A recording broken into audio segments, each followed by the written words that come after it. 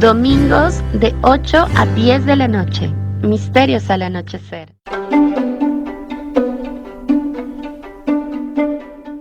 ¿Qué tal amigos? Los saluda Fernando Chapi Martínez, conductor de Misterios al Anochecer, el único programa de enigmas, buena música, fenómeno ovni, reflexiones y temas curiosos a través de Imperial 299.5 para toda Lima Sur y aún más allá. Cada domingo de 8 a 10 de la noche tenemos una cita en las ondas. No se olviden y pasen la voz. Ahí nos vemos. ¿Qué tal amigos? ¿Cómo están? Bienvenidos una vez más en este domingo de resurrección, como así es conocido a nivel general, ¿no? Este domingo de resurrección de 2022, noche ya, noche como siempre nos encontramos de 8 a 10 de la noche, de 20 a 22 horas que dirían otros, aquí en las ondas de Radio Imperial 299.5 para toda Lima Sur y aún más allá. Su amigo Fernando Chapi Martínez, como en tantas otras ocasiones, y si Dios quiere serán muchas otras más, pues siempre trayéndoles temas que lindan generalmente con los enigmas, los misterios de la vida. A veces también nos vamos por las cuestiones más sociales, y una de esas líneas, como yo les digo, líneas de temática que se aborda en el programa, por supuesto, es la espiritualidad. Sé que le he dejado quizá un poquín abandonada en las últimas semanas o meses, pero siempre es bueno e importante, sobre todo, el retomarla. Y como siempre, o casi siempre, con invitados. En este caso, bueno, un invitado que me acompaña desde España. Él es el doctor Ángel Francisco Sánchez Escobar. Y ya anteriormente yo les he hablado a ustedes, de hecho, cuando el programa aún era Misterios al Atardecer, fue el primero o segundo programa, no lo recuerdo actualmente, en el cual con integrantes de una de las asociaciones Urantia de España, curiosamente hablamos sobre ello, sobre el libro de Urantia, que en otras ocasiones también lo he mencionado, por ejemplo, para las fechas navideñas, etcétera, y qué mejor que volver a él en este domingo de resurrección en el que tantas personas, lamentablemente no todas, en un mundo cada vez aparentemente más materialista y secularizado, pues pero aún hay muchas, sobre todo en países como el nuestro, que se preguntan caramba, ¿cómo es esto de la historia de Jesús? ¿Quién fue Jesús? Es una oportunidad para la reflexión espiritual, ¿no? Así que bueno, sin más, los saludos del caso. ¿Cómo está, don Ángel? ¿Cómo le va? Pues muy bien, gracias por invitarme.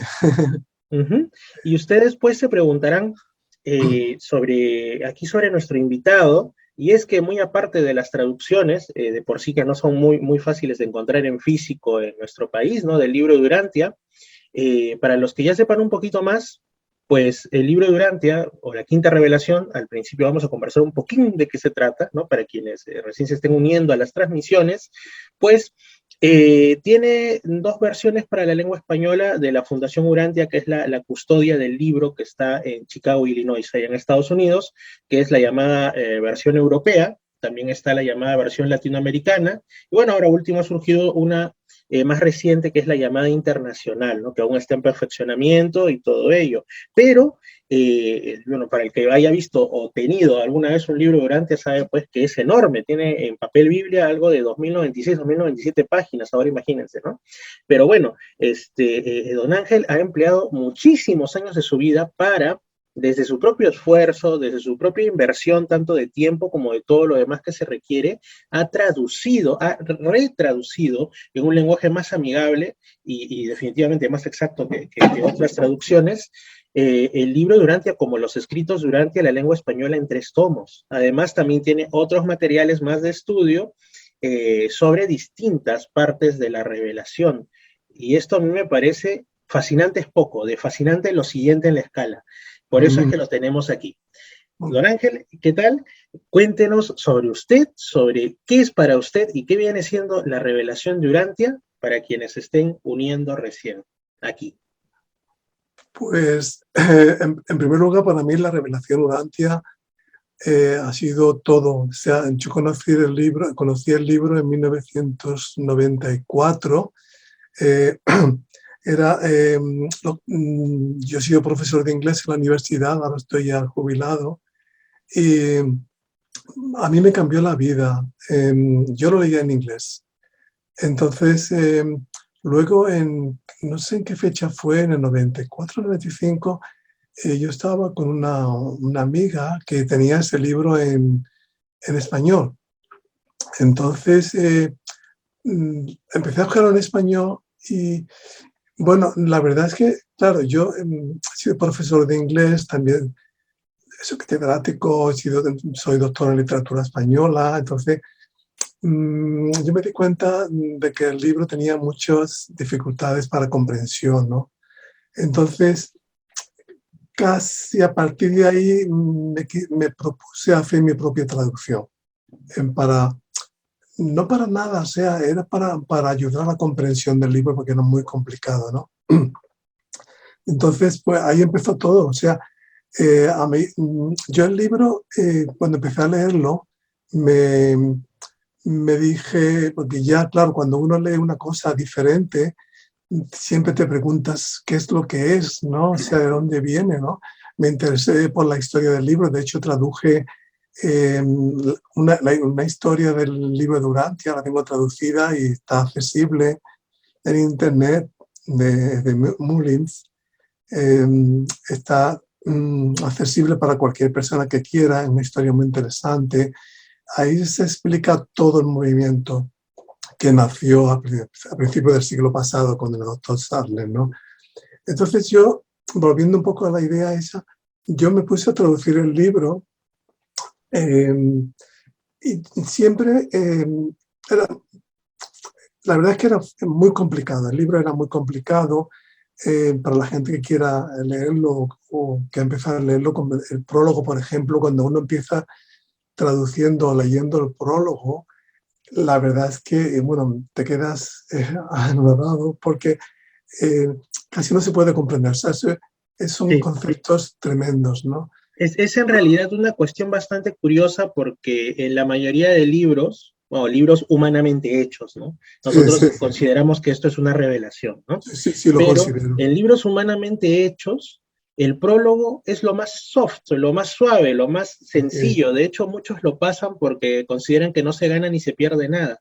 Pero en el libro Durantia yo les puedo decir, el prólogo es bueno, intenta ser una ayuda por parte de los seres que se denominan reveladores, ¿no? Como una especie de glosario de términos o un adelanto para que puedas comprender mejor el resto. Pero como todo prólogo no puede ser excesivamente extenso y por ende es muy condensado, y eso es lo que realmente a mucha gente en el prólogo le dan unos quebraderos de cabeza, Sí, como decimos aquí en Perú, les da chucaque, o sea, les da realmente poco menos que un soponcio, y ya cuando pasan a la parte uno, a la parte 2 ya es más relajadito, la 3 es muy, muy, muy agradable, muy bonita, sí, y la 4 que es la vida y enseñanzas de Jesús, ya es pues plenamente sí, narrativa y claramente sí, muy inspiradora, ¿no? Pero ese prólogo, Dios mío. sí. Yo siempre le aconsejo a la gente que va a empezar a leer el libro, incluso si lo está leyendo, ¿no? Que el prólogo lo deje un poco para el final. Ujú, Para el final me refiero, por ejemplo, hasta que cuando llegue al paper, bueno, al escrito 104, 105, 106, ahí es cuando yo creo que se debe volver al prólogo y se comprenderán muchas cosas, ¿no? De hecho, una primera traducción que hice yo porque yo empecé a traducir el libro eso, en el 92, 93, no recuerdo. Entonces yo lo que hacía era que yo iba publicando los volúmenes. O sea, si yo escribía el primer volumen, si yo traducía el primer volumen, entonces yo lo publicaba y le ponía con subtítulos, no, perdón, con subtítulos, a pie de página, con notas a pie de página. ujú. Entonces tenía, pues, tengo varios volúmenes con las citas bíblicas, todas las citas bíblicas del libro. Entonces cuando llegué a esa parte, creo que era la parte tercera, eh, tercera, 104, el escrito 104 y 106, entonces yo me di cuenta que para las notas al pie de página tenía que recurrir al prólogo. O sea, Ajá. entonces me di cuenta de la relación tan intensa que hay entre esos escritos que son los más complicados del libro con el prólogo. Entonces yo, por supuesto, a la gente no le aconsejo que que lea el prólogo, sino que bien empiezo por el escrito número 1. El escrito número 1 también se complica un poco. Bueno, el 3 y el 4 se van complicando porque empiezan a explicar sobre qué es la persona de Dios. Claro, hay un concepto que se ha traducido muy mal en el libro, por eso yo he hecho mi propia traducción y tengo un blog de errores que la verdad, vamos, no quiero criticar de ninguna manera, sino expresar un poco mi opinión, ¿no? Que se ha traducido mal en lugar de persona, se ha traducido personalidad. La personalidad es un concepto psicológico, entonces yo he traducido el ser personal de Dios, o sea, la persona de Dios. Entonces, esos escritos son muy complicados también, ¿no? Pero de todas formas, yo sí aconsejo que se lea la parte cuarta. Quizás la parte cuarta tiene algunos primeros escritos que son también complejos, ¿no? Yo, en lugar de llamarle autootorgamiento, le llamo ministerio de gracia. ¿Por qué ministerio de gracia? Porque Cristo se da de gracia, o sea, se da a sí mismo. La palabra es esa, no sé. Algunas veces han traducido es como autodonación, bueno, también está bien. Autootorgamiento, suelen ponerlo. Exactamente, esa es la idea. Lo que pasa es que para mí la palabra autootorgamiento me sonaba como muy, no sé, no pomposa, muy digamos, entonces, sí, muy poco del lenguaje común. O sea, exactamente. uno no suele decir mucho, yo me otorgo, otórgate a mí. O sea, suena raro. No yo me suena natural. autootorgo. Me autootorgo a ti, ¿no? Es un poco extraño. Entonces yo esa palabra la estuve, perdona que estoy un poco ronco, pero en la universidad me ha dejado, durante 40 años dando clases en la universidad, me ha dejado un poquito afónico. Esa palabra a mí me sonaba mal, ¿no? Entonces, yo recuerdo que yo estuve buscando términos que significara esa parte de darse a sí mismo, ¿no? Entonces, realmente lo que Jesús hace es un ministerio, o sea, da y se da a sí mismo. Nos habla del Padre, pero además se da a sí mismo. Para mí, entonces, la palabra esa se da como un regalo. Y de ahí viene todo el sentido que yo le doy a los ministerios de gracia que hace Jesús. Entonces, claro, ya son 7 ministerios de gracia, no son 7 auto-otorgamientos, ¿no? Claro, yo lo que he hecho es, la traducción me llevó como 20 años, ¿no? En los últimos años fue cuando yo ya me jubilé de la universidad, fue cuando yo empecé intensivamente a hacerlos. Entonces me rodeé tanto de personas de habla hispana, de Latinoamérica, como de España, para que fuesen...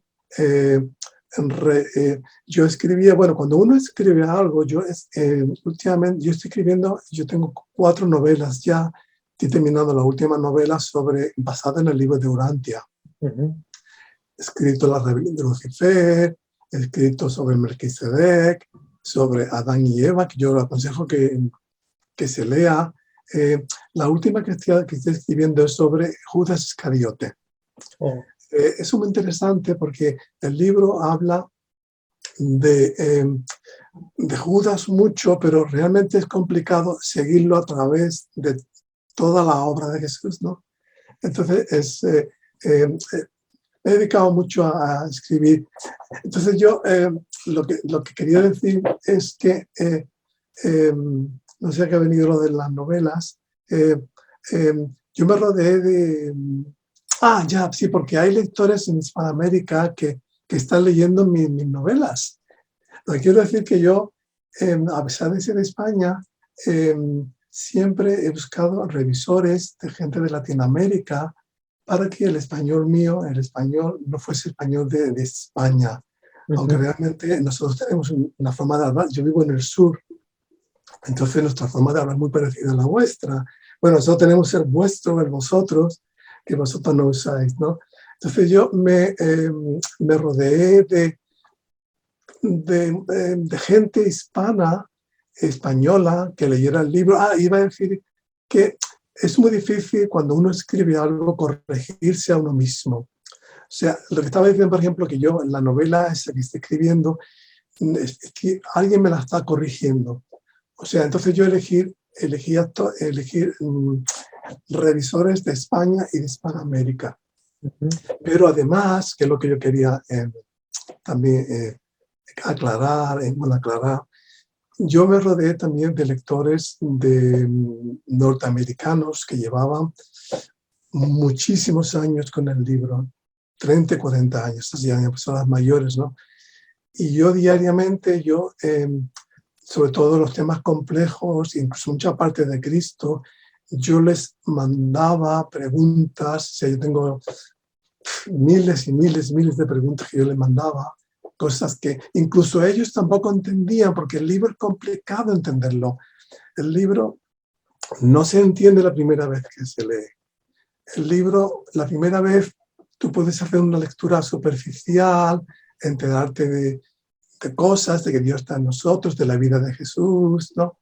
Pero el libro va por capas. O sea, a medida que tú vas evolucionando espiritualmente, vas así conociendo más y más el libro, ¿no? Y entonces lo que estaba comentando es que la vida de Jesús es una vida maravillosa. La primera parte, lo que hablábamos antes de eso del auto-otorgamiento, que yo he traducido como ministerios de gracia, esa parte para el lector que no ha leído el libro quizás resulte un poquito más complicada de entender, pero a partir, no sé si de 120 o 21, cuando ya empieza a hablar de Jesús, de los padres de Jesús, de los viajes. Por cierto, tengo un libro, publiqué un libro, porque yo a medida que traducía iba publicando libros, ¿no? Siempre, por supuesto, en Amazon al precio mínimo, porque realmente no que se pudiese comprar, ¿no? Entonces, eso me servía de repaso.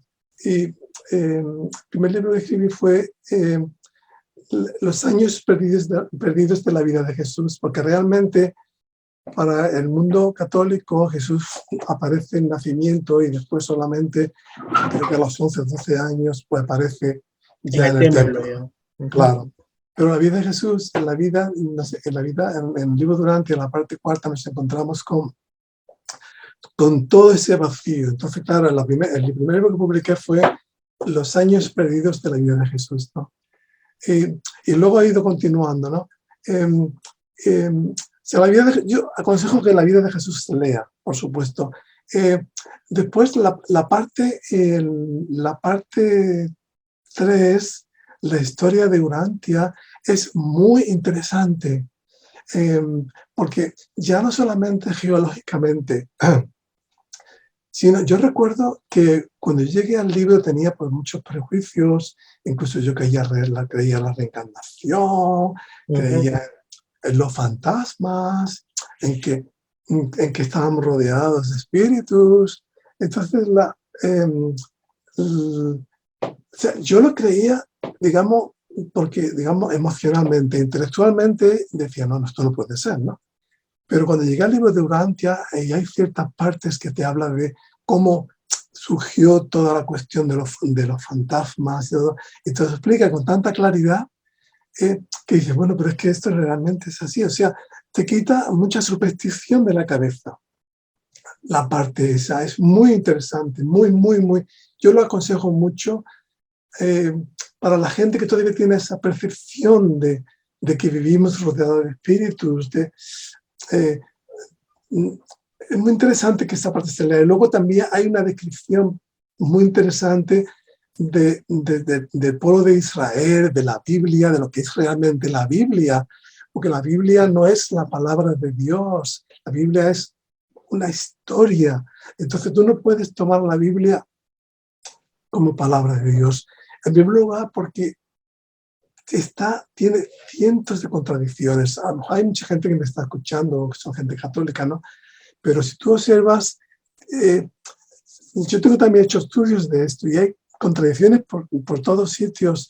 Además, Dios es un ser de amor, es una persona de amor, de misericordia. Tú no puedes concebir que Dios, ahora dice un profeta, y mató a 5.000, ¿no? O sea, ¿cómo va a matar a 5.000? O sea que la Biblia Y luego la Biblia te dice, Dios muda. Y luego por otra dice, Dios no es variable, realmente Dios no varía. Dios es... En una de esas perlas de verdad y sabiduría que han permanecido en la propia Biblia, inclusive que hay muchísimas, porque el libro Durante hace muchísimas citas de la Biblia, porque son cosas Muchas. verdaderas, pues una de ellas, frase conocidísima de la Biblia, es cuando te mencionan que lo que para nosotros son 1000 años, para Dios es un día, ¿no? Y eso justamente, aunque no lo estoy diciendo de manera textual, porque no lo recuerdo, el libro Durante lo varía en el sentido que en el paraíso, que es llamado Abona en el libro Durante, para que nos entendamos, el tiempo transcurre de una manera, si se quiere, mucho más, no quiero decir lenta, pero distinta a la que tenemos los seres humanos. Entonces, para nosotros, vamos a decirlo así, han pasado algo de 2000 años desde que se produjo la venida física de Micael de Nevadón o Jesús de Nazaret, como nosotros lo conocimos aquí, pero allá es como si realmente hubieran pasado 2 días del paraíso. O sea, desde Sí, nuestro punto de vista, todo eso estaría inmóvil, mientras sí, que sí, nosotros, sí. o sea, El, es el una cosa tiempo, increíble. el tiempo es inexistente. Hay otra cosa curiosa respecto a eso y es la rebelión de Lucifer, ¿no?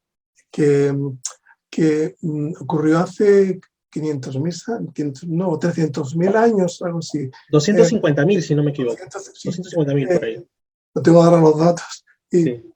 entonces aún está en la isla, en este planeta confinado, ¿no? Y dije, pero bueno, ¿cómo es que no se ha juzgado ya después de casi 300.000 años? Claro, pero es que es como si hubiesen pasado en el tiempo de Nevadón, hubieran pasado como 3 días. O sea que el tiempo es diferente. Entonces, es una concepción de tiempo completamente diferente. Puedo decir, pero bueno, ¿por qué ya no se le ha juzgado? Realmente ha empezado el juicio, pero ¿por qué no? Porque sigue encerrado. Claro, es que el tiempo es otra concepción del tiempo. Por supuesto, el tiempo existe. El tiempo existe porque el tiempo solamente no existe cuando hablamos de Dios. Para Dios no existe el tiempo. Para los demás seres celestiales existe el tiempo, pero no el tiempo que conocemos nosotros, ¿no? Porque fíjate los ángeles, ¿no? Que pueden moverse, que pueden trascender el tiempo cuando se mueven algunos seres espirituales, ¿no? O sea que hay que verlo todo de esa perspectiva. Y nosotros cuando nosotros, o sea, la eternidad implica tiempo. El ser eterno implica tiempo.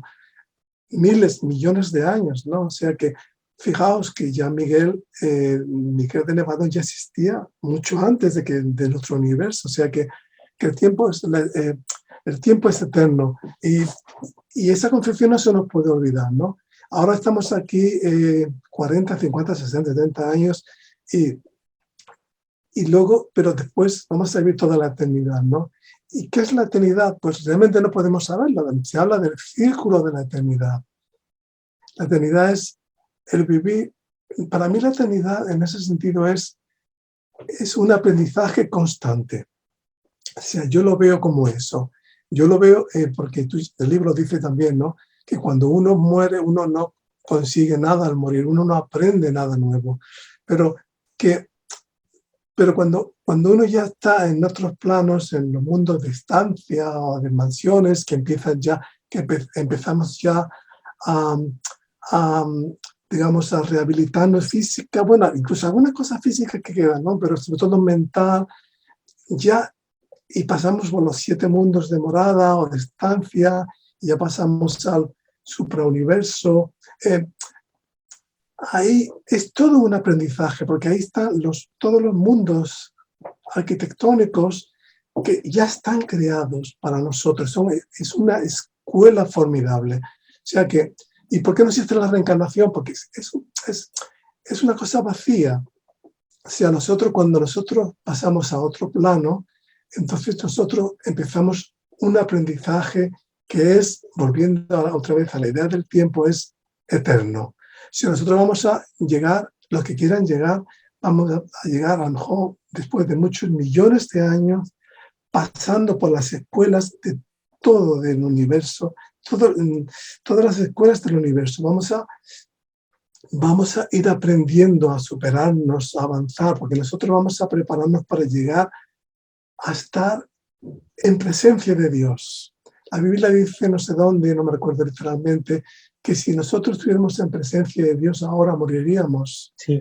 Entonces, claro, entonces nosotros moriríamos en el sentido metafórico, ¿no? Entonces nosotros lo que hacemos es estar infinitamente aprendiendo. Y cuando llegamos al paraíso, seguiremos aprendiendo para llegar después a esos mundos que están fuera de los suprauniversos, ¿no? O sea que nuestra vida es una vida, va a ser una vida, porque el hombre tiene una curiosidad y es un aventurero innato. Entonces, la curiosidad del hombre no va a terminar incluso cuando llegue al paraíso. El paraíso no hay ni tiempo ni espacio, es una cosa muy difícil de comprender, porque el tiempo y el espacio nacen allí. Es difícil de comprender para nuestra mentalidad, ¿no? Uh-huh. Así es, pero justamente también hay algunos términos interesantes que se manejan en el libro de Durantia. Por ejemplo, uno de los centrales es el de ajustador del pensamiento, ¿no? Entonces, más de una persona, ya conversando en confianza, ¿no? Cuando han leído el libro de Durantia, me dicen, ajustador de pensamiento suena un poco extraño, ¿no? Porque ajustar, bueno, suena más como si estuvieras agarrando una tuerca en una construcción y estuvieras pues poniéndole para que no se salga volando o algo así, ¿no? Entonces, lo que usted utiliza en su traducción es más modelador, tengo entendido, modelador de pensamiento. Claro, uy. Uh-huh. Que para los que no han leído el libro de Durantia, así grosso modo, bueno, el ajustador o modelador del pensamiento sería ese fragmento de Dios que habita dentro de cada uno de nosotros y, bueno, en cierto modo nos guía, en cierto modo, si se lo permitimos, por supuesto, porque existe el libre albedrío, ¿no? Sí, continúe, don Ángel. Sí, no, verás tú, gracias por hablar de esto, ¿no? Porque hoy he tenido yo, hoy estaban usando la palabra ajustador en Facebook, y a mí la palabra ajustador no me gusta para nada, porque ajustador es una cosa mecánica. Ajustador, lo que significa en nuestros países, ¿no? Alguien que ajusta tornillos, que ajusta. Entonces, realmente Dios no ajusta. Además, la palabra ajustado es una traducción literal de adjuster. Cuando uno traduce, uno tiene que traducir de acuerdo con el nivel sociolingüístico de la lengua de nuestros países, ¿no? Entonces, es como, por ejemplo, si yo viera la palabra en inglés carpet, yo tradujera carpeta, cuando significa alfombra. Entonces, hay que considerar, bueno, que la traducción fue hecha en Estados Unidos por personas que no conocían el libro. Entonces, la palabra no significa ajustar. Si tú estudias la palabra en contexto, lo que hace es modelar, porque Dios es como si fuera un modelador, o sea, modela un modelador del barro. O sea, Dios lo que hace es modela con sus manos eternas, infinitas, modela su mente a su imagen. De ahí la idea de modelador, que es una idea bellísima, en el sentido de ese modelado del barro, diríamos, para hablar metafóricamente, ¿no? La palabra ajustado es una palabra, y hoy tuve un poco de problema en el Facebook, porque algunas veces hablaba el ajustador, digo, no, por favor, no usa la palabra ajustador, esa palabra no está bien. Entonces la gente se enfada conmigo, porque muchas veces parece que yo soy muy polémico, este español es muy polémico, ¿no? Y yo lo que realmente trato es de llevar, de que la gente... Yo soy poeta también, ¿no? Sí, soy narrador, pero sobre todo ahora soy poeta, a pesar de que yo, bueno, he sido profesor de inglés en la universidad durante muchos años, conseguí la cátedra, tengo muchos libros. Entonces, pero siempre desde ahora últimamente me he publicado un libro de poesía que se llama Mis poesías completas, y están las poesías desde que tenía 18 años hasta hace poco tiempo, ¿no? Entonces, lo que yo he querido Y lo que yo quiero, dentro de la complejidad del lenguaje que tiene el libro, yo he querido llevar esa poesía, pero una poesía que clarificara el sentido, que fuese un lenguaje bello. O sea, tampoco puedes decir como el libro que estás manipulando. Como dice muchas veces, el ajustador manipula, pero bueno, pues Dios, ¿cómo va a manipular? Es que el problema es eso, el problema es como dicen, el distinto significado, la distinta semántica que tiene en cada lengua, ¿no? Porque, por ejemplo, claro, la palabra manipular también existe en español, pero cuando tú hablas de manipular, uno, por etimología, mani, tendría que ser algo físico que tiene manos o tiene algo similar que mueve algo. Y la otra, manipular tiene la acepción un poquito grotesca, un poquito maliciosa, como de lo estás engañando, lo estás llevando por caminos sinuosos que no se da cuenta, ¿no? Y no son cosas buenas, y no es acertado. Exactamente. Y la primera versión del libro, yo creo que después, yo he sido un poco, entre comillas, agresivo con mi blog de errores. Entonces yo... lo he visto, sí, lo he leído. Miles de errores, miles. A partir de ahí ellos, la fundación hizo correcciones, por ejemplo, ya sé que hablamos ahora de otra cosa, la parte eugenésica, que no se me olvide.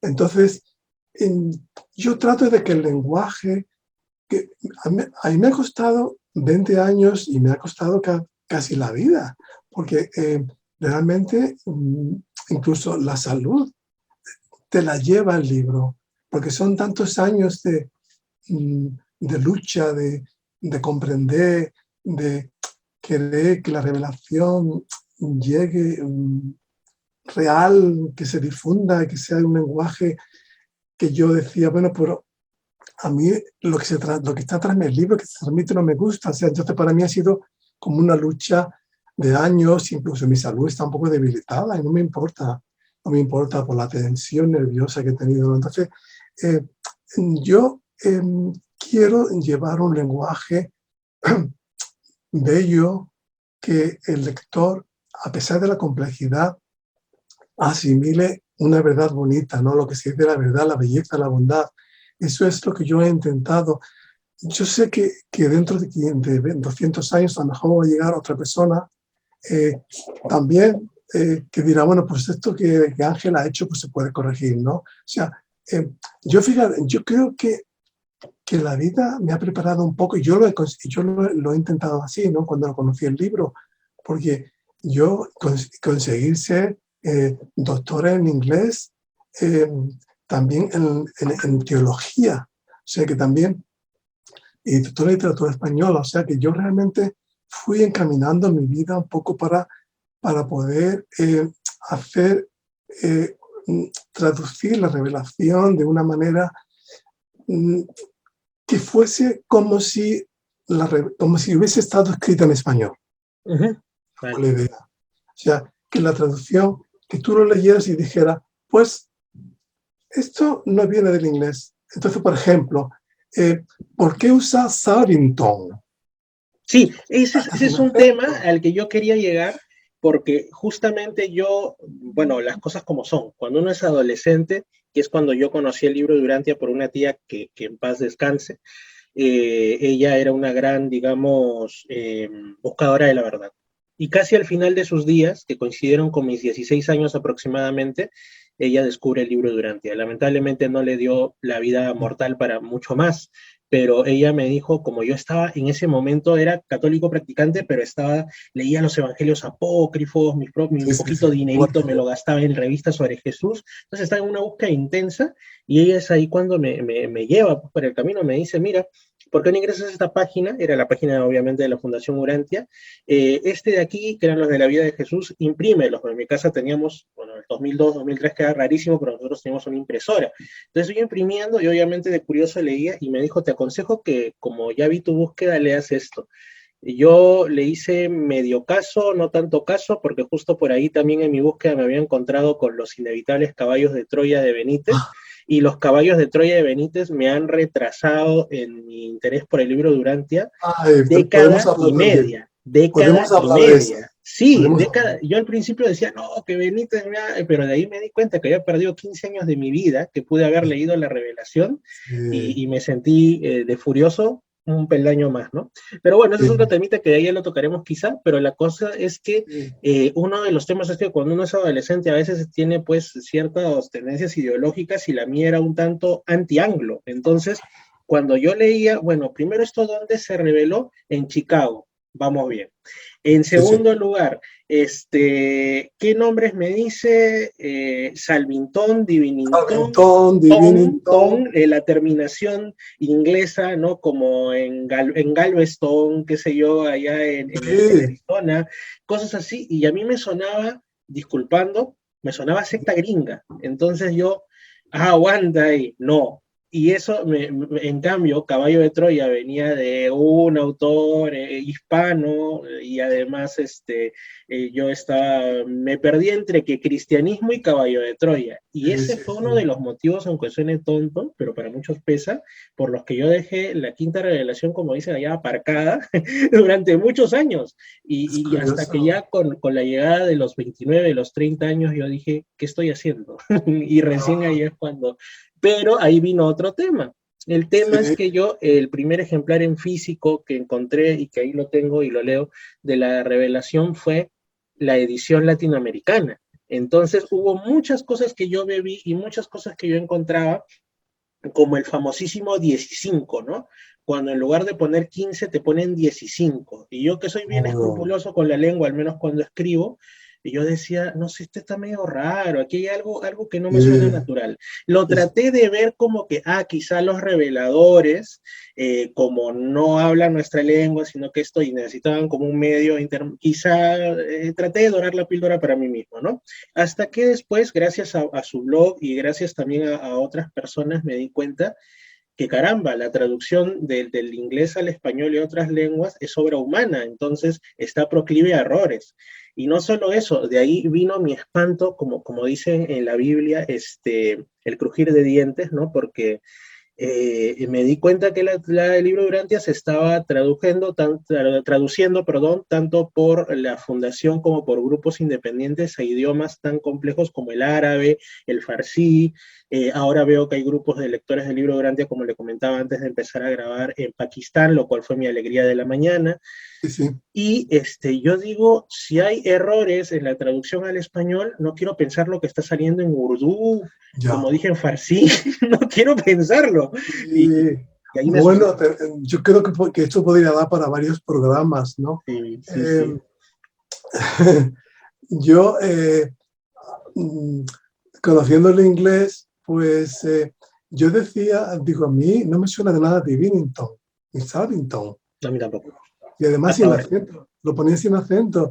Y digo, no, no me gusta. Entonces yo, claro, todo esto es un proceso, porque te digo que han sido 20 años, o sea, 20 años de mi vida, ¿no? O sea, y yo tengo canas.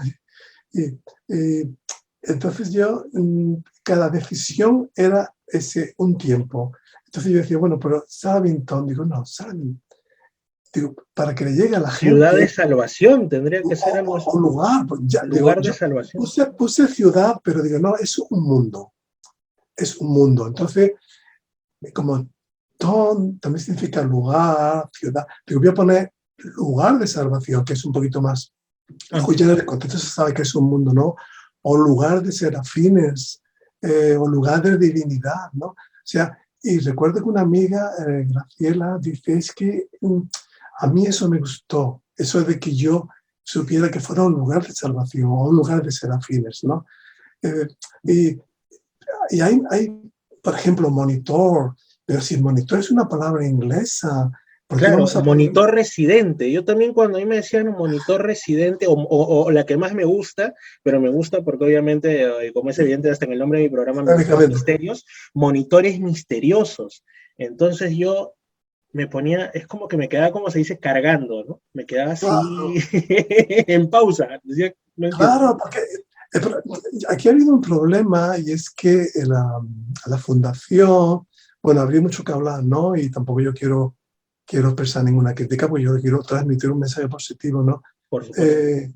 A los lectores, ¿no? Ya digo, daría para 3 programas más, ¿no? Eh, eh, Realmente no quería perder el copyright, ¿no? Porque la fundación tenía en sus manos, tenía una traducción realizada en Colombia por lectores del libro colombianos, y no la conozco, no, pero sé que era una traducción que estaba bien, porque ¿no? Cuando tú eres un lector, entonces tú traduces con el conocimiento y el corazón, y conoces el libro, el contexto, ¿no? Pero prefirió, para no perder los derechos de autor, prefirió pagarle bastante a una compañía norteamericana. Claro, que no conocían el libro. Yo que he leído el libro, bueno, que lo está traduciendo palabra por palabra, yo me he dado cuenta que hay una gran diferencia de estilos. O sea, que el libro ha sido traducido por muchas diferentes personas. Entonces, a lo mejor hay algunos escritos, ellos le llaman documentos que sí, que están bien, pero otros no, porque el problema de las traducciones corales, como se le llama, es que incluso la última traducción, que realmente, bueno, ya también hablaremos de esa última traducción, no quiero ahora mismo. El problema de las traducciones corales es que pierden un poco la unidad. Por ejemplo, no quiero decir con esto que mi traducción sea, pero cuando tú traduces, cuando tú eres la persona que tú decides, por supuesto, por consejo o por asesoramiento de personas expertas, ¿no? Y tú eres una única persona que vas, digamos, dirigiendo, digamos que tú vives el libro, que tú sientes ese modelador dentro de ti, que lo sientes y sientes que hay una guía, porque yo me he encontrado con muchas oposiciones, ¿no? En la vida, muchas oposiciones para el libro, con el libro, ¿no? Pero, No, incluso hay un detalle, no quiero dejarles pasar, don Ángel, y es sí, que usted en su traducción no lo pone como el libro de Urantia, sino como los escritos de Urantia. Y algo me dice que tras ello también hay una razón. Acá sí, no creo que... bueno, sí, yo te explico. Yo, yo sé que el público no lo ve, pero Cuando se suba a YouTube se va a ver. Los invito a quienes lo escuchan y quieran compartirlo, volverlo a ver. Si lo quieren volver a escuchar, esto lo voy a subir después en Reflexiones y Misterios con Fernando en Spotify, pero en formato video, lo más pronto que pueda, lo voy a subir quizá el día de mañana o pasado a Misterio Infinito, pero en YouTube, como todos los demás programas. Así que ahí también pueden verlo, no solo escucharlo. Continúe, don Ángel. a la ver la edad que tengo, eh, porque tengo una voz muy joven, pero luego, mira, yo empecé a traducir de Urantia Papers, Yeah. que son los escritos de Urantia. Al Mm. principio se le llamó The Urantia Papers, se le llamó al principio, y después se llamó el The Urantia Book, el libro de Urantia, ¿no? Entonces, de ahí viene un poco todo. Pero además, yo recuerdo cuando yo lo iba a publicar que yo saqué la propiedad intelectual, porque oye, todo esto es muy complejo, ¿no? Porque el libro, sabes que el libro no estaba en dominio público, no sé si fue hasta el 2003 o algo así. Yo ya estaba escribiendo el libro, pero yo no podía publicar nada, porque no estaba en dominio público, ¿no? Entonces, cuando yo ya en el 2021 ya lo acabé, aunque yo había publicado muchos libros ya había publicado, por ejemplo, los universos locales. Yo había publicado los libros individualmente. Entonces,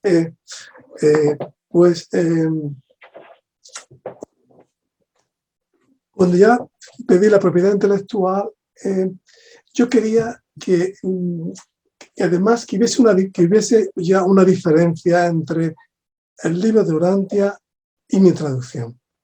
Okay.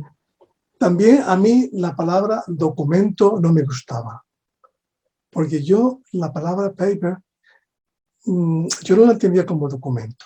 Entonces yo acudí, digamos, a lo tradicional, a los conceptos bíblicos de los escritos, ¿no? Y, y ya todo me fue teniendo sentido para mí. Entonces, para mí no son documentos, sino escritos. Y por eso le llamé los escritos de Urantia, que dicen más que el libro de Urantia, para mí, porque realmente es una acumulación, un grupo de escritos, ¿no? Que, por supuesto, interdependientes, ¿no? Pero documento me sonaba demasiado frío. Sí, documento suena muy burocrático, incluso Era muy suena muy... burocrático. Yo que generalmente hago trabajos de oficina, me sonaba muy a...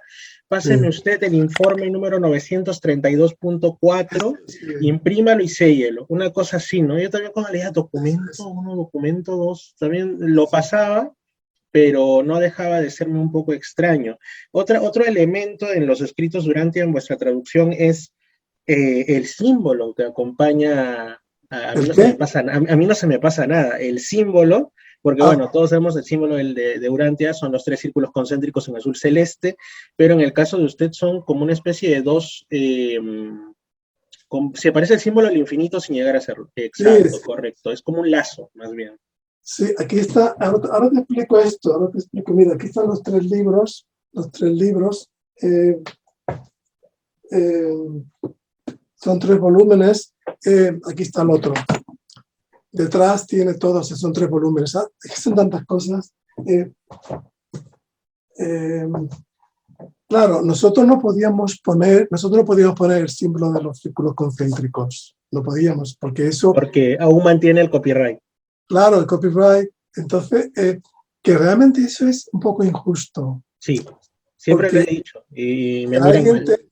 que alguien tenga la propiedad intelectual de unos círculos concéntricos que vienen en el libro o de la palabra Urantia y Urantia, ¿no? Es tremendo. Yo tuve la suerte de que cuando a mí me ayudó mucho en la parte inglesa, me ayudó mucho Joy Brandt. En la parte española me ha ayudado Graciela y un amigo mío también, Francisco Ortiz, que me ha ayudado para revisar todo. Y Joy Brandt, cuando ha estado, es muy activa, lleva estudiando el libro, no sé, de años. Tiene mi edad, lleva por lo menos 40 años con el libro. Y entonces, pues no sé qué, se me ha ido un poco la idea con tantas cosas en la cabeza. ¿De qué estábamos hablando? Era sobre el tema bueno, que los 3 círculos concéntricos Vale, tienen vale. un Sí, sí. copyright, por Y supuesto. que te digo que es la primera vez que concedo una entrevista. La primera vez. Me han pedido muchas entrevistas y siempre he dicho que no. Y esta vez, Gracias, gracias. no sé por qué, Irma me dijo que era muy amiga tuya. Y total, bueno, que nunca la consigo. Porque yo toda mi vida soy profesor de la universidad y que yo he dado tantísimas conferencias por todos lados, la voz la tengo medio perdida y digo, bueno, ahí están los libros y que lo lean, ¿no? Entonces yo tuve la suerte de que a través de Joy Brandt había una señora que había hecho ya, se llama Saskia Brasma, que es de origen holandés pero americano, y entonces ella hizo todo el maquetado, hizo el maquetado de los libros y ha hecho un maquetado perfecto, de tal manera que ella ha cogido y cada palabra, cada página de la traducción mía es la misma página que la que está de la fundación. O sea, que ha hecho un maquetado increíble, increíble. ¿Qué pasa? ¿Por qué 3 volúmenes? ¿Qué 3 volúmenes? Vamos a ver. Porque, en primer lugar, fue porque lo que hicieron fue publicar en Amazon. Vale, en Amazon el máximo son 600 palabras o 600 y pico. Entonces no podían publicar un solo volumen. No tenían papel Biblia. ¿Y qué pasó después? Que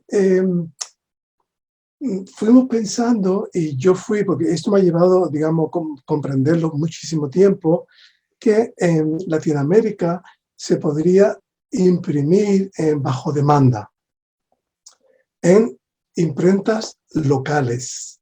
De hecho, ya he mandado, como te comenté antes, he mandado a Colombia y he mandado a un grupo de México. Se ha creado un grupo donde se estudia la traducción mía, se lee mi traducción, ¿no?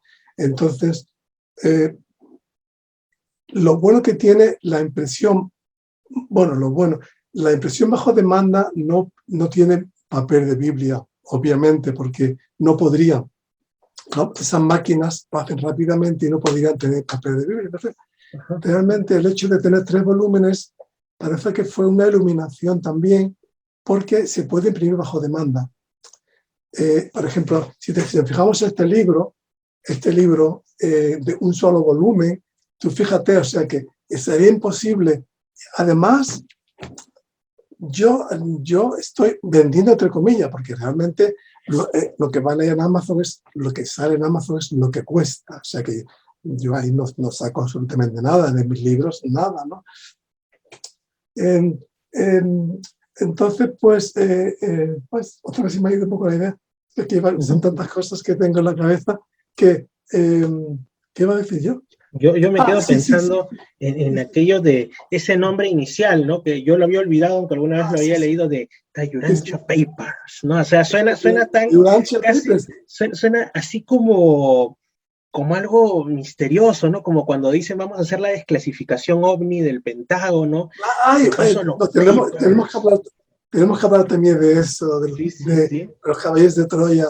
Oh, bueno, de eso quiero hablar también. Por eso se me van unas ideas en la cabeza, porque quiero decir tantas cosas que digo que es la primera entrevista que tengo. Y bueno, lo que sí quería que quede constancia de los revisores importantes como Francesco Ortiz, Graciela Benedetti, que me empezaron a revisar, Joy Brandt y un montón de personas de habla inglesa, Stan también, que me ayudó desde el principio, y Saskia Prasma, el apellido siempre se me olvida, que es la que lo consiguió maquetar.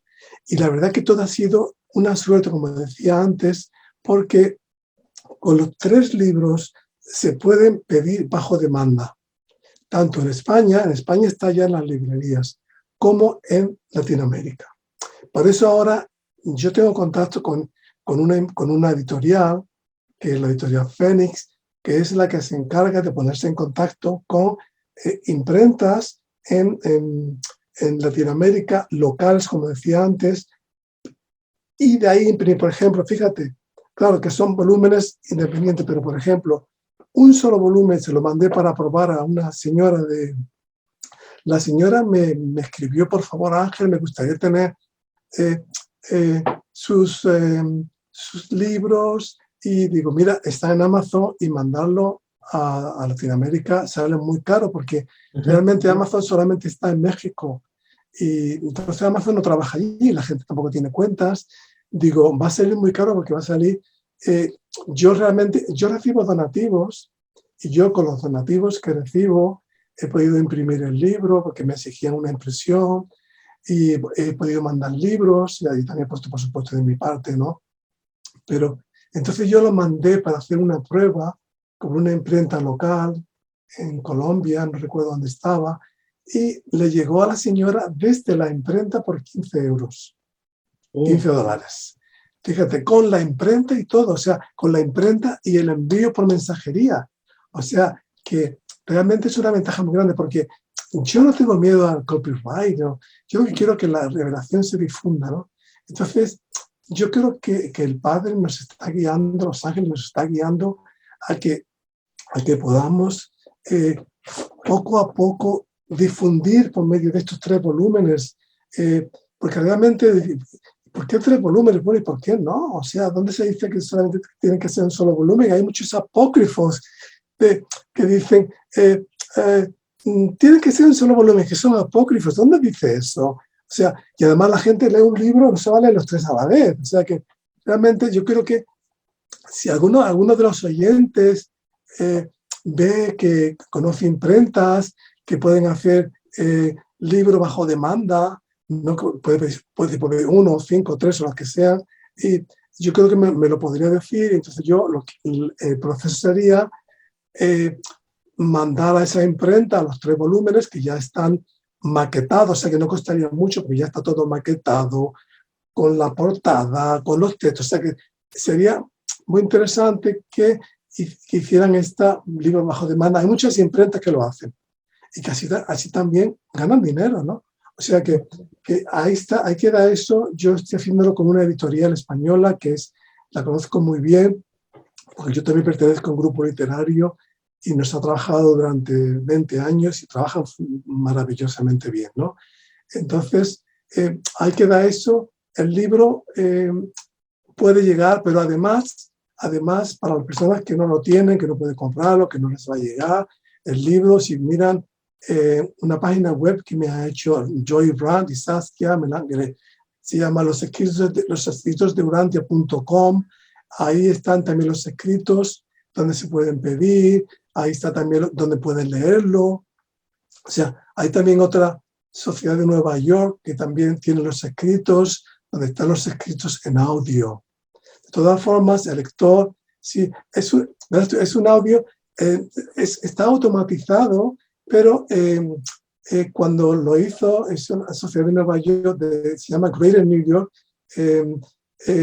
cuando le pusieron la voz, me preguntaron, ¿qué voz te gustaría a ti? Entonces me pusieron varias voces de Colombia, de no sé qué, pero no estaba. Colombia, México, España, y entonces digo yo, Colombia.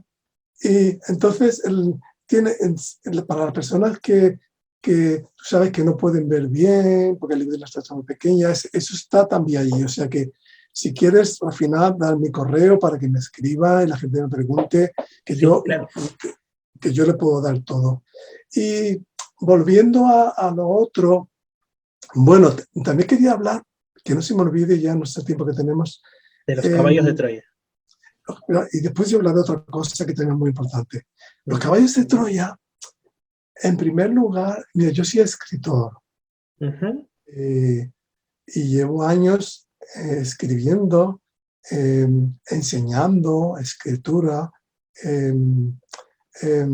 Entonces, me llegó a mí,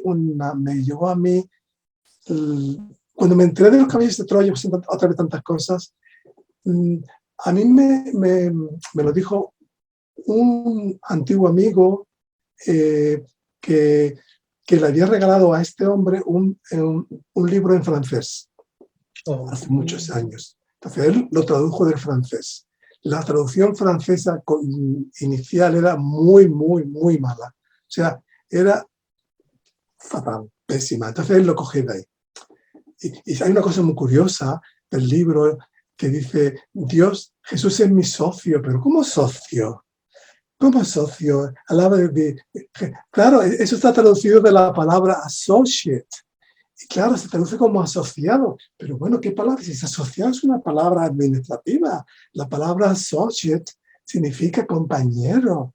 No significa creo que tiene un libro Benítez donde denomina mi socio favorito, algo así, creo.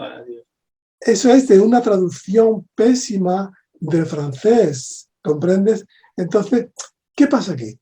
Bueno, la editorial Planeta, que no ha querido imprimir mis libros porque no le interesa. Por obvias razones. Por obvias razones. Entonces, tiene ahí un negocio editorial tremendo. Este hombre al principio no aceptó que fuese cogido de la revelación, que fuera un plagio. Porque además es un plagio, además desfigura la revelación. Yo no lo he leído, solamente un poco, creo que es hasta un abuso o algo, o sea, es una cosa muy fea. Habla de un tal Juanito, que es el apóstol Juan, ¿no? O sea, bueno, que este hombre ahora él admite un poco que está tomado de ahí, pero tú lo coges, está íntegramente tomado, pero visto desde una perspectiva realmente destructiva para el libro, aunque haya traído mucha gente, por supuesto. Pero ¿qué ha pasado aquí en todo el camino este? Que ha hecho adeptos. ¿Por qué? Porque él no dice la verdad. Él no dice la verdad.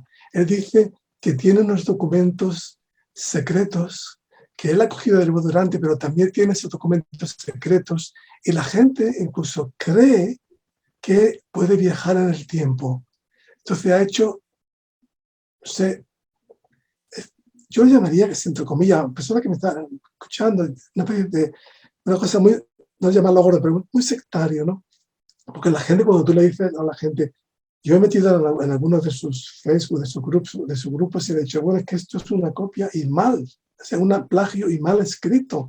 Pues si tú leyeras, por ejemplo, yo tengo una novela que se llama La rebelión de Lucifer, Crónicas de nuestro planeta, ¿no? Que bueno, sería interesante de leer. Yo he visto que él tiene una cosa que se llama también La rebelión de Lucifer. Tú coges el libro y está calcado del libro Durante, de la traducción de francés, traducción en español. O sea, Y que es un eso, lenguaje. y eso que probablemente no haya leído el Testamento de San Juan, donde No, la copia es tan burda y tan directa que él eso, al comienzo tiene que, si no me equivoco, en ese es donde él agradece a la Fundación Urantia, dice, por por haber primera vez. bebido de sus, para mí, sagradas fuentes, porque ya es demasiado evidente, pues, es Claro, es que demasiado. es tan evidente, pero claro, él se guarda como un as para él. Lo decimos, yo cogí de aquí, pero también cogí de allí. O sea, y esa ambigüedad ha creado que mucha gente lo defienda a muerte, hablando así, ¿no? Lo defienda como si fuese un profeta, ¿no? Entonces eso a mí me molesta un poco. Yo sé que ha traído a mucha gente al libro Durantia, Sí. pero hay mucha gente que está en el medio. Está en el libro Durantia, pero no deja lo otro, cuando lo otro es ficción. Mis novelas, que yo estaba cogiendo del libro Durantia, yo aviso, está enteramente tomada del libro de Urantia y he tenido que cambiar muchas cosas, pero por favor, cualquier cosa, ir a los escritos y verlos, porque esto es ficción. ¿Por qué hago esto? Lo he hecho porque realmente cuando el libro de Urantia le falta, es un lenguaje explicativo. Así es. Entonces, las novelas son un lenguaje narrativo. Entonces, cuando tú quieres pasar del libro de Urantia a la novela, entonces tienes que transformar el lenguaje, incluso la parte de Cristo, que hay diálogos, tienes que pasar al lenguaje narrativo, ¿no? Entonces, cuando el lenguaje es narrativo, hay unas claves narrativas como son las descripciones, los diálogos. Entonces yo, por ejemplo, tú tienes que documentarte muy bien. Por ejemplo, para el libro sobre la rebelión de Lucifer, Amadón vivió hace 500.000 años, tú tienes que documentarte bien de toda la parte de Mesopotamia. Entonces, claro, cómo se construye Dalmatia, pero ¿cómo se construye Dalmatia? No lo explica el libro. Se tarda no sé cuánto. Hay unos muros. Entonces tú tienes que hay muchos, digamos, espacios vacíos que te das cuenta cuando lees una novela, ¿no? ¿Por qué he escrito yo la novela? Pero yo siempre digo, esta novela está enteramente inspirada, pero yo le he añadido elementos narrativos. Cualquier cosa, por favor, acuda al libro, como he dicho antes, ¿no? ¿Pero por qué? Porque tú lees, por ejemplo, yo tengo esto que se llama El primer jardín del Edén. La tragedia de Adán y Eva. Adán y Eva. Entonces, esta novela es interesante porque, claro, yo me pongo en primera persona en cada personaje. O sea, cada personaje habla. Entonces, al lector, aunque yo digo que esa parte es ficticia, el lector parece que empieza a meterse a ver con claridad que eran personas que sentían, ¿comprendes? Entonces, y además a mí me gusta escribir porque yo sé que a través de esta novela va a difundir la revelación, pero la gente va a saber que es una ficción. Don Ángel, Entonces, disculpando y cortándole brevemente, y poniéndome, aunque yo estoy plenamente, totalmente de acuerdo con usted en lo que me dice, poniéndome un poquito en la de abogado del diablo, como se dice, ¿no? Respecto a Benítez, usted mencionó, pues, la forma que tiene él de tratar desde el personaje Jasón o desde el personaje Eliseo a los personajes verdaderos, vamos a decirlo así, ¿no? Los apóstoles, María, el propio Jesús.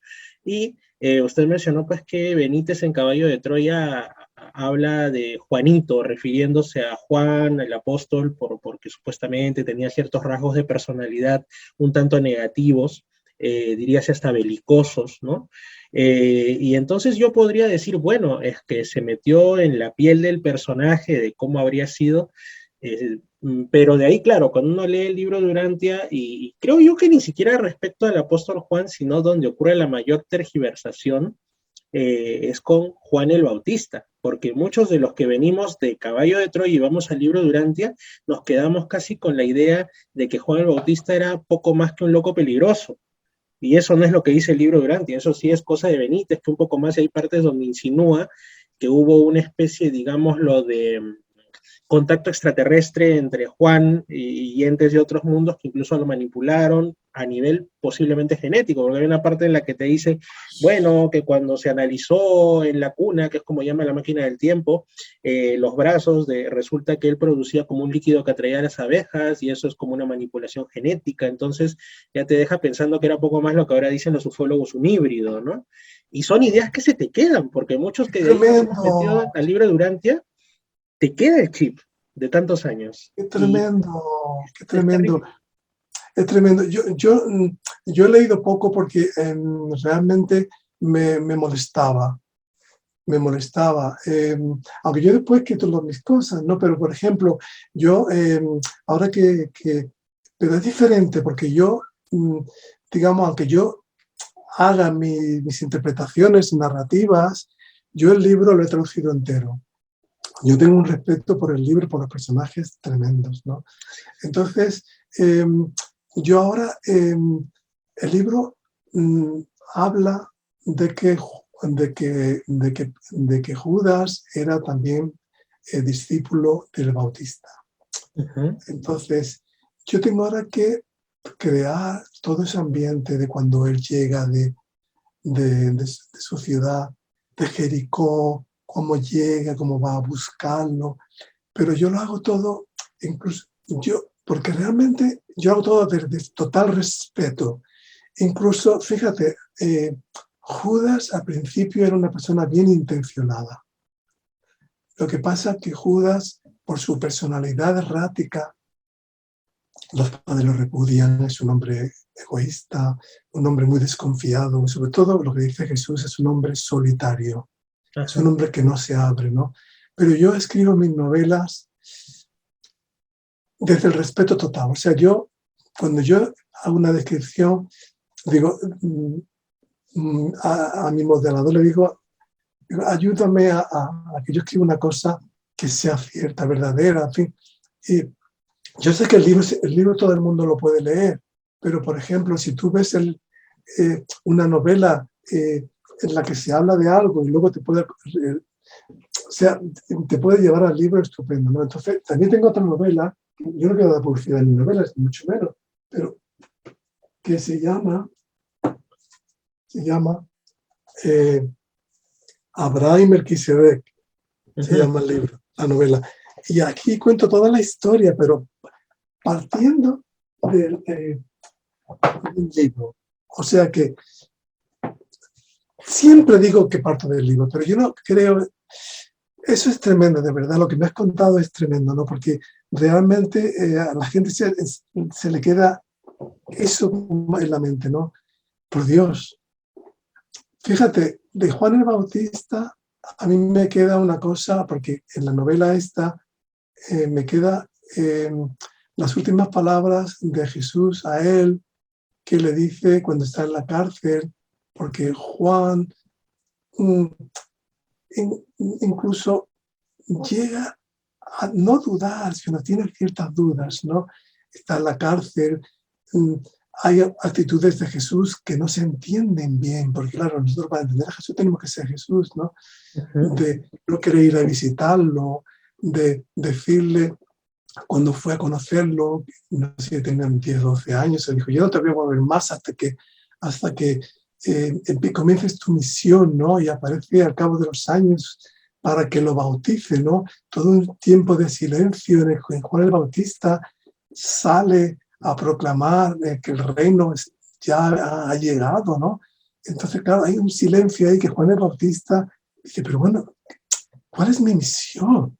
¿No? Entonces, pero después uno descubre que Jesús le dice, nunca dudes de mí, nunca dudes de mí, porque vas a tener ese beneficio después, que ahora yo creo que es parte de los gobernadores, de esos celestiales, o sea, de los 24. De los 24. Dice, tú vas a tener tu recompensa. Entonces al final, las últimas palabras no recuerdo las palabras exactas, ¿no? De Juan el Bautista diciendo, o sea, yo creo en él, ¿no? Y antes de que lo decapitasen, ¿no? Y realmente es una historia de Juan el Bautista representa a una persona que lucha como nosotros, o sea, él también, la madre de él también, el arcángel también fue a verlo, pero él realmente es una persona que sigue un camino casi por un instinto espiritual, sin tener comunicación con Jesús, ¿no? Entonces, para mí Juan el Bautista es una figura entrañable. Tiene dudas, escasas dudas de cosas que le pasan, pero normal, porque era un ser humano.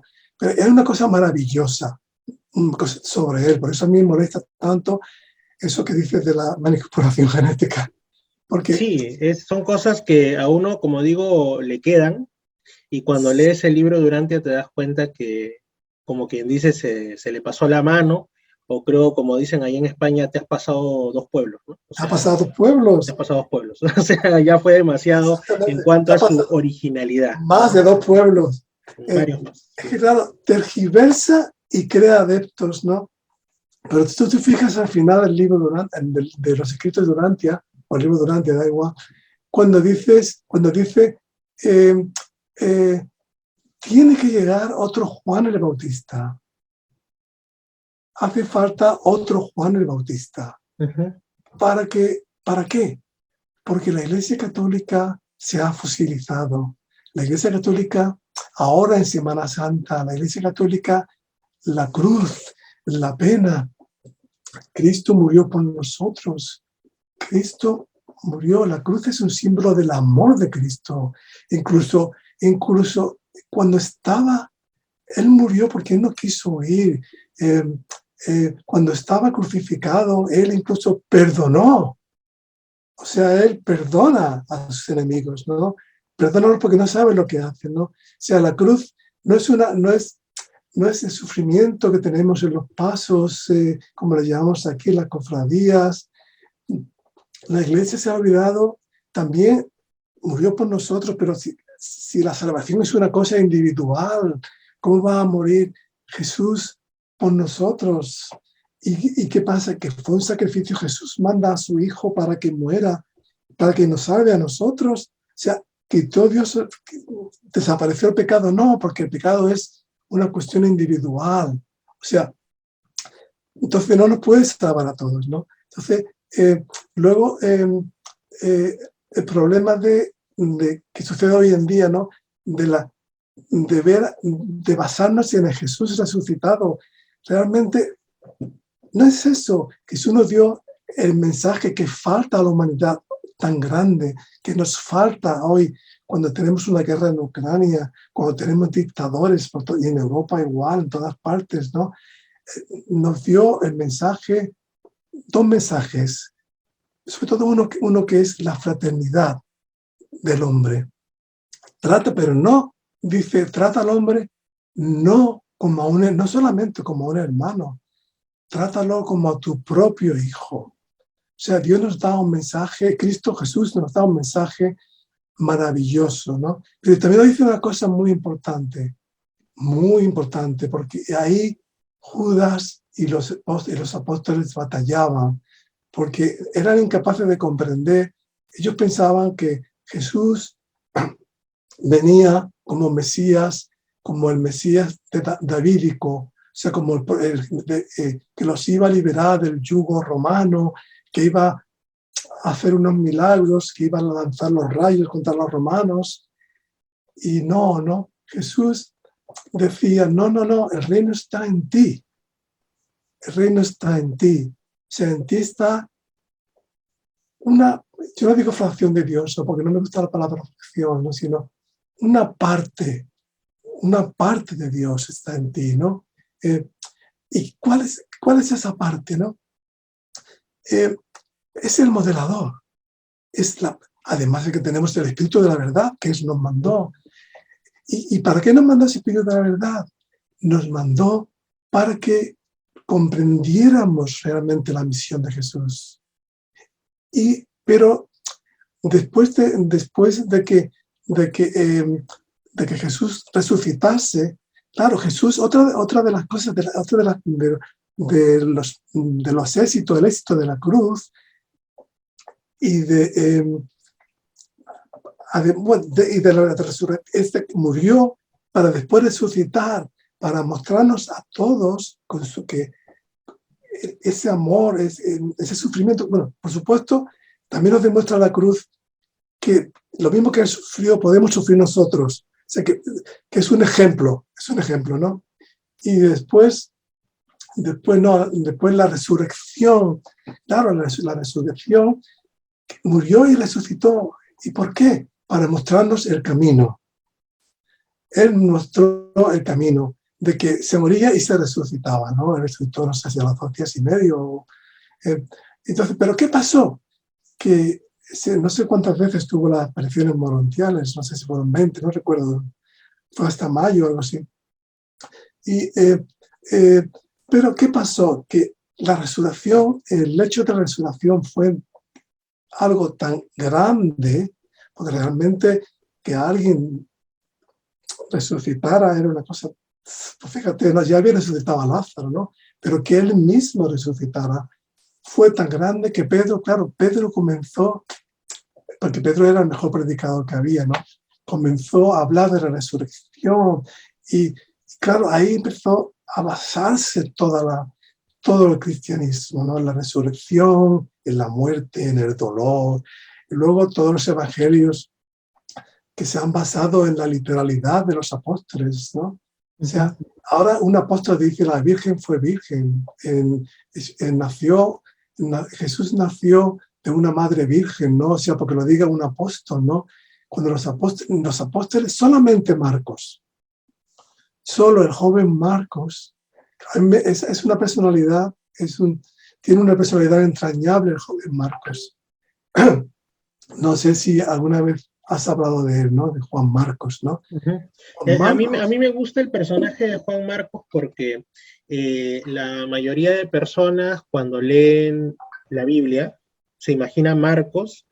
Evidentemente, cuando Marcos escribió su evangelio, pues era un hombre adulto. No sé si incluso adulto mayor, pero cuando él fue, que esto obviamente no lo manejan las iglesias cristianas, pero sí está en el libro de Urantia, cuando él realmente conoció a Jesús, era un jovencito, era prácticamente un niño, un adolescente. Entonces las experiencias que él vive, las vive desde esa óptica, y ese es un punto interesante, pero el punto más interesante es el que tiene que ver con el tiempo. Cuando lo pone por escrito, al igual que Juan, que era también un poquito mayor, pero era igual un jovencito, ya el tiempo obra sobre tus recuerdos y bueno, hay, digamos, en lo que ellos escribieron, que después se convirtieron en sus evangelios en la Biblia, ciertas cosas que quizá no fueron tal cual, y de ahí la parte más lamentable y que no les gusta a muchos creyentes, que es que después pasaron tantos siglos que más de uno metió mano de acuerdo a los intereses que pudieron haber manejado las instituciones eclesiales. Está claro. De Juan Marcos creo que se sabe que conoció a Jesús en Betania. En el libro habla muy poco. Yo lo describo como yendo a Betania con Jesús muy jovencito, de niño, y el padre presentándoselo a Jesús, ¿no? Y yo me lo imagino diciéndole a Jesús con 12 años, 10 años, y Jesús mirándolo, y él diciendo, porque él era una persona, digamos, como atrevida, pero amorosa. Quería ir con él, algo así. Ir con él, y sí. yo lo veo en el vado de Betania, que fue donde empezó Juan el Bautista, lo veo como diciendo a Jesús así pequeñito, me imagino, claro, uno se imagina, no va a ir desde un pueblo a otro, desde Jericó, no va a ir solo con 12 años, lo llevaría el padre. O sea, que yo cuando escribo las cosas, me imagino cosas que pueden ser verídicas, ¿no? Y me imagino a él muy pequeñito, o Jesús, o el padre, así se llama, estaba Marco también, no sé si era Juan, no me acuerdo cómo era el nombre del padre, Isa, no me acuerdo el nombre del padre. Pero Marcos en todo caso era el nombre de la familia. La familia. Ahora lo utilizamos Marcos como que fuera un nombre como Fernando, como Ángel, pero en realidad Marcos era el nombre familiar. Juan era su nombre personal. Así es. Él era Juan Marcos. Correcto. El padre, no recuerdo cómo se llamaba. Yo lo recuerdo yendo a Jesús con el padre, yendo a Jesús cogido de la manita, cruzando el vado, porque tenían que cruzar el Jordán para ir de Jericó al vado. El Bautista predicaba al otro lado del Jordán, ¿no? O sea, cerca de Betania, porque había dos Betanias, la Betania del otro lado del Jordán y la Betania donde estaba Lázaro, ¿no? Me imagino llegando, cruzando el vado era, o sea, el río, el Jordán, el sitio donde la gente cruzaba, diciéndole de la manita de su padre, diciéndole: Jesús, yo quiero ser apóstol tuyo. Sí. Como él era una persona como un poquito sin escaladilla, ¿no? Jesús, pero si eres muy joven, ¿no? Pues, pero bueno, vas a estar conmigo, claro, pero claro, después, ¿qué pasa? Después suceden muchas cosas. La figura de Juan Marcos desaparece un poco porque uno imagina que es muy joven y ya no sé si vuelve a aparecer después cuando el loco de Gerasa, que él se queda con él cuando se enfada con los apóstoles. Cuando los panes y los peces.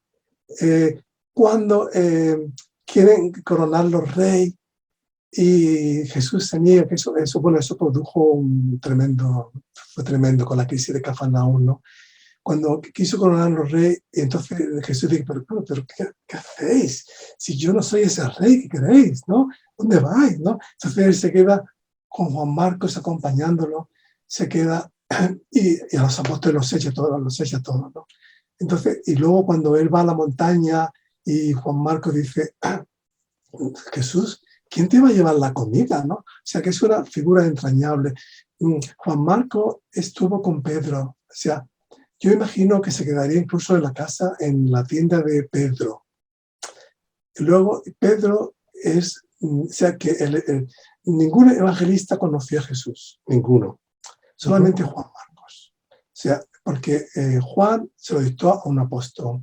Si tú observas en la Biblia, en el libro de Durantia, Mateo no recuerdo muy bien, pero va tomando notas. Sí. Toma notas, o sea, porque, y luego él a un discípulo le da esas notas, no son los dichos de Jesús, ¿no? O sea, pero la Biblia, el Nuevo Testamento está, tú observas, hay miles de contradicciones. O sea, no son la palabra de Dios. No quiere decir, o sea, que de la Biblia en conjunto hay que sacar lo positivo. Si el libro lo dice, el escrito Durante lo dice, que hay que sacar lo positivo. Y no solo eso, don Ángel, sino la parte que quizá más me gusta a mí, porque mire, yo, a pesar de que llevo mucho tiempo, como digo, en la búsqueda, a pesar que he pasado por distintas facetas, distintas iglesias, que también me han llamado de todo por mi interés por unos y otros temas, yo nunca, pero nunca he renegado de mi herencia cristiana, jamás, y sería lo último que haría. Y justamente por eso es que a mí me emocionó, porque también hay lectores del libro de Durantia que sí han renegado de su herencia cristiana, y es algo muy suyo, no lo critico, pero no lo comparto, que el propio libro de Durantia en la parte final, si no me equivoco, es en donde, en el documento llamado La Fe de Jesús, que es prácticamente el último, o en uno de los anteriores, se habla de que hay una parte donde se traduce algo así como el cristianismo tiene dentro de suyo el suficiente mensaje de Jesús aún aunque adormecido, como para ser inmortal. O sea, prácticamente lo que te dice que para tener es una de las pocas palabras inglesas que me gusta, como que para que el cristianismo tenga un revival, o sea, para que el cristianismo tenga un renacimiento, tiene que volver a ministrarse, vamos a decirlo así, con una revelación actualizada de Jesús y volver a sus orígenes. O sea, ¿qué podría ayudar a esto? Por ejemplo, la quinta revelación, el libro de Urantia. Y de hecho, yo he comprobado en redes, y también es lo que le comentaba, me parece, de un grupo de Pakistán y de otros países, que algunos, por lo menos, de quienes ahora están pues muy interesados en el libro de Urantia son pastores evangélicos o expastores evangélicos o gente que ha estado relacionada de un modo más, llamémosle clerical, pero que en el fondo eran sinceros y buscadores de la verdad pese a todo, y que ahora son pues los que se dan cuenta de algo que yo lo decía y muchos me decían, oye, tú estás loco, ¿qué tienes? Y es que para mí, en mi búsqueda, que siempre ha sido principalmente cristiana, el libro de Urantia es la respuesta a mis preguntas, válgase la respuesta a mis oraciones en realidad, que yo siempre pedía y siento como que ¡pum! Este era ese trozo que le faltaba a la torta, disculpando la burdeza de lo que estoy diciendo, era la pieza que le faltaba al rompecabezas, y es cuando yo llego al libro de Urantia y digo, caramba, esto es realmente lo que tanto yo cuando leía la Biblia decía, aquí hay algo que le falta aún, ¿no? Sí, ahorita que tomar nota de los puntos porque se dan muchos puntos, ¿no? Tienes razón. A pesar de todos los pesares, a pesar de los ritos que Pablo copió del paganismo, del ritualismo, de la Iglesia Católica, a pesar de todo, el libro de Urantia dice eso, que hay un germen ahí, que puede, desde este germen, de este potencial, puede surgir algo importante, y va a surgir sobre todo eso, ¿no? La idea importante que Jesucristo nos transmitía de la fraternidad del hombre, del reino está en ti, eso tiene que surgir. Por eso decía antes que hace falta ese Juan el Bautista, ese Juan el Bautista, que puede ser la quinta revelación, ese Juan el Bautista, y para que, digamos, ese potencial surja, ¿no? Y de hecho, otra cosa te iba a comentar respecto a eso. Bueno, son dos cosas que se me olvidan, ¿no? Son tantas cosas que de hecho, si tú observas, tienes mucha razón, y yo tampoco renuncio de mis raíces. Solamente yo ahora veo que hay ciertas cosas que no son como me gustaría que fueran, ¿no? O sea, que están fosilizadas, pero realmente yo he hablado del énfasis en la resurrección, cuando tienes que poner más énfasis en otras cosas, ¿no? Realmente yo creo que hace falta un cambio de énfasis, un cambio pero tú realmente, tú te pones a pensar, y entonces, ¿qué tenemos en los escritos de Urantia? Tenemos que está, digamos, salpicado de estrellitas, con miles de citas de la Biblia, miles o cientos, están exagerados, tanto del Antiguo Testamento como del Nuevo. De ahí saqué yo lo de los ministerios de gracia, que dice Mateo, creo que dice, Jesús le dice a Mateo, yo os doy de gracia, da de gracia, ¿no? O sea, que todo está, que todo lo que conocemos, que como tú dices, está ahí.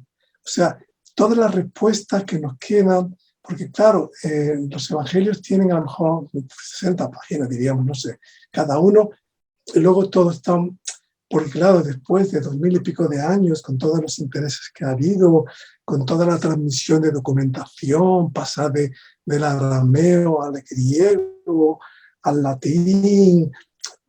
Yo soy traductor, sé lo que significa todo eso, ¿no? O sea que está muy... Pero hay perlas que quedan ahí, ¿no? Hay perlas, y que el libro de Urantia o los escritos de Urantia, si los lees, te van a contextualizar todo. O sea, ¿qué quiere decir esto? Que cuando te contextualiza todo, significa que de lo que hay un potencial. Existe un potencial dentro de nuestro mundo, ¿no? Y te voy a decir una cosa más, que no sé si lo digo a veces. Yo fui ordenado presbítero sacerdote presbítero por la Iglesia Ortodoxa. Wow. La iglesia, le comento, a propósito de eso, yo, dentro de mi búsqueda, porque yo decía, yo quiero llegar al cristianismo más puro, o sea, porque yo, bueno, he sido de crianza católica y todo, y he conocido, lo primero que conocí después de católico, mi búsqueda fue el protestantismo, ¿no? Que en realidad hasta ahora yo sigo, y es algo que me he expurgado en la medida de lo posible, muy influenciado por la tradición evangélica y muy influenciado por la nueva era. Cuando usted decía que al principio creía un poco en la reencarnación, en otras cosas, creo que eso lo dijimos antes de empezar a grabar, yo decía yo también, porque mi influencia en Nueva Era ha sido muy fuerte, ¿no? Entonces, dentro, cuando empecé a buscar, bueno, aquí en Perú hay una sola iglesia ortodoxa, canónica al menos, ¿no? Hay otras dos misiones de grupos no canónicos. Entonces, yo acudí ahí en varias ocasiones, también estuvieron en cierta ocasión los coptos por aquí, viendo si como tienen una misión en Bolivia, si tenían una aquí en Perú, conversé con el Abuna, con el padre, todo el tema, y realmente yo decía, por aquí va la cosa. Pero llega un momento en el que tú te das cuenta, medio desilusionado, triste y acongojado, que no, pues el cristianismo original no ha sobrevivido en ninguna parte. O sea, por más que me vaya a los cristianos asirios de Irak o me vaya no sé, a Alejandría con los coptos, no lo voy a encontrar. Entonces, ya por ahí asomaba el libro Durantia diciéndome, hola, ¿qué tal? ¿No? Y es cuando yo digo, ajá, ante esta desaparición del cristianismo, llegó la quinta revelación a decirnos, bueno, ya la humanidad está lo suficientemente madura como para que puedan entender cómo... Lo que pasa es que están ocurriendo tantas cosas, pero a mí me pasó algo parecido, porque yo, cuando leí el libro de Durantia, o los escritos de Durantia, yo me di cuenta de la interreligiosidad del libro. Sí. O sea, que el libro no decía esto, sino que era interreligioso. Entonces yo estudié 4 años en una escuela, vamos, oficial de interreligiosidad, no me acuerdo cómo se llamaba, no sé, en Nueva York. Lo hice primeramente así, me mandaban entonces los cassettes, entonces no había Zoom y después tuve que ir allí, estuve como una semana retirado en un convento, y entonces eran los exámenes, que eran exámenes de todo oral, nos preguntaban, entonces yo saqué un título que permitía pues incluso poder casar en Estados Unidos, porque era como un ministro interconfesional, esa es la palabra. Pero fíjate qué ocurrió, que estudiamos todas las religiones del mundo, entonces una fue la ortodoxa. Entonces yo vi que había un concepto que se llama concepto de teosis, con TH, teosis, que significaba la fusión del espíritu contigo. Entonces me interesé, digo, bueno, y entonces me interesé por la religión ortodoxa. Total que yo, como siempre he sido, siempre me he lanzado a todo, o sea, yo nunca he dejado nada. Entonces me metí en la iglesia ortodoxa, que no era no canónica. Bueno, lo de canónica y no canónico es muy relativo. Sí, es más administrativo. Es administrativo. Y además las iglesias realmente son man-made, hechos por el hombre, ¿no? O sea que, sí. Entonces yo estuve canónico, no canónico. Entonces a mí me fui a Ucrania, conocí a la gente de Ucrania, que era una gente bella. Estuve en Donetsk, todo lo que está siendo ahora bombardeado. Conocí a mucha gente allí maravillosa, me quedaba a comer con ellos y eso. Entonces un obispo me ordenó sacerdote. Entonces yo daba pues las misas y eso. Después otro obispo anglicano y ortodoxo me consagraron obispo en Sudáfrica. Entonces yo realmente, luego yo me he dado cuenta que todo esto es hecho por el hombre, o sea, que realmente era una aspiración que tenía uno, pero realmente luego te das cuenta de que la religión está en ti, de que la religión eres tú y Dios, tú y Jesús, tú y el Padre, o sea que realmente todas esas cosas y la fraternidad, es transmitir esos conocimientos que tenemos, realmente ya luego ya me jubilé, iba a una iglesia y lo dejé porque ya realmente me quise centrar en eso, ¿no? Pero también incluso fundé una universidad donde yo enseñaba pues el evangelio, enseñaba un montón de cosas, ¿no? O sea que yo estuve muy metido en todo. Yo estaba metido, además de que era profesor de universidad, o sea que estaba metido en todo. Pero ahora me he quedado con la quinta revelación, me he quedado con palabras que yo profundizo cada día, que a veces no entiendo, que sobre todo cuando te habla del suprainfinito, Ese es otro tema. Cuando usted, porque yo bueno, pues sí, soy muy chequeador, muy de andar mirando los detalles, cuando usted traduce, por ejemplo, una de las partes, de las 4 partes del libro de Urantia a los escritos de Urantia, no pone los superuniversos, sino los suprauniversos, que a alguno le puede parecer que es, digamos, una variación simplemente de sonido, pero en realidad sí tiene implicancias. Cuando se dice super universe, no significa universo más grande, porque el universo es una organización, tú sabes, los universos locales, los sistemas, es una organización. Entonces la palabra supra significa exactamente eso. Si tú sabes la palabra supranacional, significa más allá de lo nacional.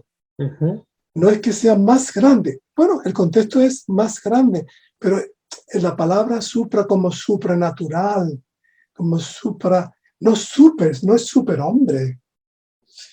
No estamos hablando de Superman, es supra, es más allá de lo natural, más allá del universo, en un concepto organizativo que va a llegar hasta Abona y hasta el paraíso. O sea, esa es la idea, que no significa muy grande. Todo está organizado, todo está. ¿Cuántos Migueles hay? No sé si hay 800.000, igual que hay. Ese también es otro tema, que algunos le dicen, o sea, generalmente, bueno, en el libro de Urantia está como Micael, pero otros le dicen Miguel, a otros no les gusta llamar Miguel. Yo le digo Miguel, y en inglés hay algunos que le llaman Michael, ¿no? Michael. ¿no? Y entonces a mí esto me genera una cierta duda porque no, yo creo que no hay una manera correcta, porque al final todos son transliteraciones a lenguas humanas, ¿no? Desde una lengua no humana, de cómo decirle al orden al que pertenece Jesús de Nazaret, bueno, Micael de Nevadón, ¿no? Los Micaeles. A mí me gusta decirle Micael porque, como comentaba un poco en broma con algunos amigos, también lectores del libro de Urantia, a veces quizá Miguel para muchos nos suena demasiado humano, ¿no? Demasiado como Miguel, el amigo del barrio, Miguel, el compañero de trabajo. Y en cambio Micael, como nadie se llama Micael por acá, suena un poquito más respetuoso.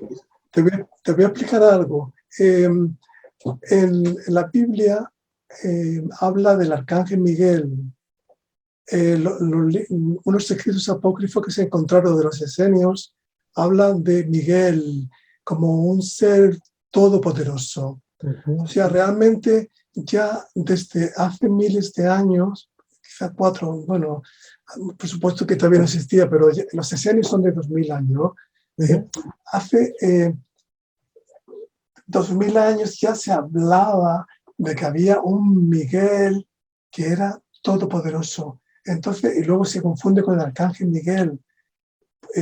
Y en la Biblia se habla de ese ángel Miguel, que yo para mí, por eso yo, si lo interpreto como la Biblia, para mí Miguel, como enviado de Dios, tiene significado.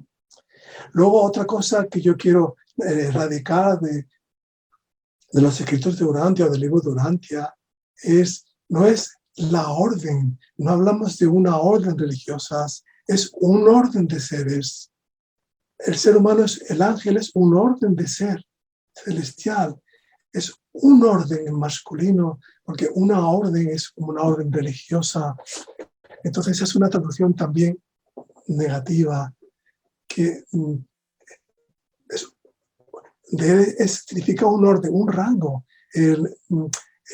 La Biblia dice el orden de Melquisedec, no dice la orden, porque no hablamos de una orden, sino un orden, un rango, ¿no? Entonces, igual que personalidades, En español, personalidades son personas relevantes. Tú vas a llamar personalidad a un ángel. Son personalidades. No, son seres personales. Son personas, no son personalidades, que en español significa persona relevante, famosa. Entonces, hay tantas cosas que yo en el libro, que yo he intentado, digamos, limar en mi traducción, ¿no? Que podríamos estar hablando todas las horas, ¿no? En realidad, siempre, por supuesto, desde mi opinión, ¿no? Su página web es Los Escritos de Urantia, si no me equivoco. .com. Losescritosdeurantia.com y el correo viene siendo... Anzanes, bueno, yo dije, te lo mando, Anzanes 51.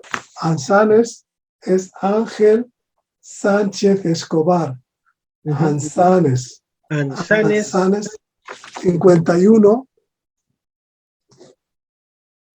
Anzanes 51 @gmail.com.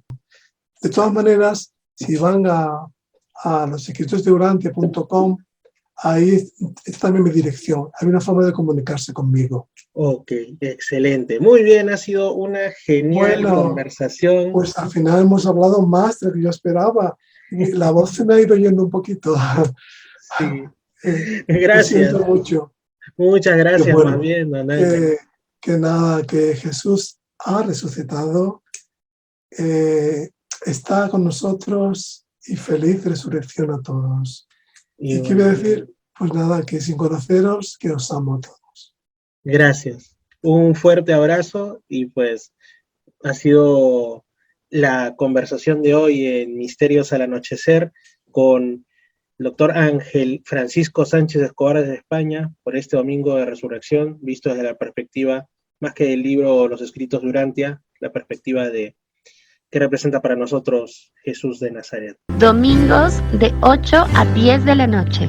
Misterios al Anochecer.